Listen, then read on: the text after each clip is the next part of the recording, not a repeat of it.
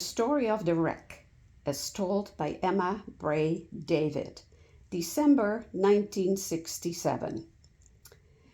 The old wreck down by the river has been part of the scenery here at Higgins Beach so long that most folks just take it for granted.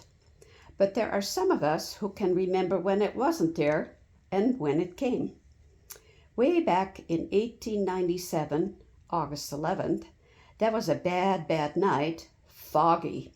It was so thick it looked as if the space between earth and sky was stuffed with gray-white cotton.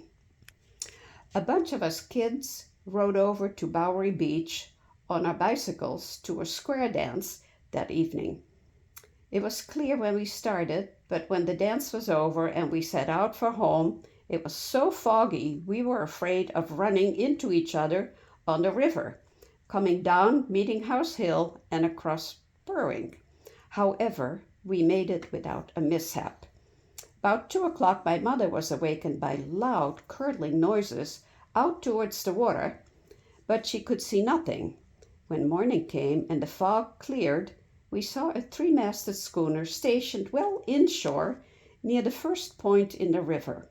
It was a beautiful ship, majestic, sitting there as if at anchor. She didn't look at all like a wreck with a big hole in her hull. It was the Howard W. Middleton, strongly built of white oak and yellow pine in 1882 at Camden, New Jersey, a really noble ship. It had left Philadelphia on August 2nd with 894 tons of coal for Peter Nicholson and Company in Portland, Maine. Captain Shaw was trying to make Richmond Island harbor inside the breakwater to lay over till morning. Instead, he ran onto that rock near the mouth of the Spurwink. On our geodetic map, that rock is charted simply as obstruction, quote unquote, and it is only about 28 feet deep there. If you stand at the foot of Champion Street at very low tide, you may see the top of the rock beneath a breaker. You can always see a breaker there a couple hours before and after dead low water. Well, there was lots of excitement. The crew came ashore and talked with the residents. Tugs from Portland Harbor plied the water for days, taking off coal. She had soft coal in her lower hold and hard coal between decks. On August 12th, she was declared a total loss and was placed in the hands of the underwriters. People began to pick up coal on the beach by the buckets and the barrels. Mrs. Kenny remembers that her father drove over from Westbrook with a cart and got 2 tons of coal for winter. People were eager for souvenirs, of course, and many of us remember when some big boys stole the ship's bell. But the captain or the sheriff made them return it to the captain. There she stayed on the rocks, pretty as a picture, although she was really broken in two, all the rest of August, and she was there when we left in September. Sometime that following winter, a storm broke her up and washed her ashore where she now lies. There's a piece of it in the river, too, which can be seen at low tide. There are always changes around the old wreck.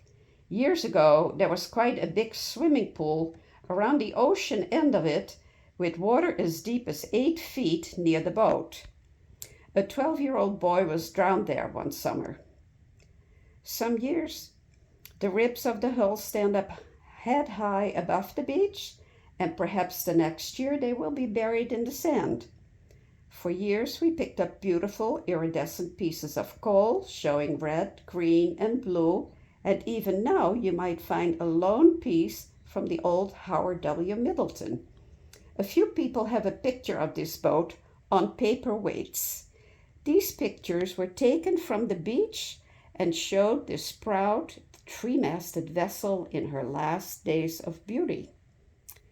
P.S. In talking with several people, I found that my memory did not agree with theirs. I had the date wrong, and I couldn't think of the name, but I did remember the number of tons of coal.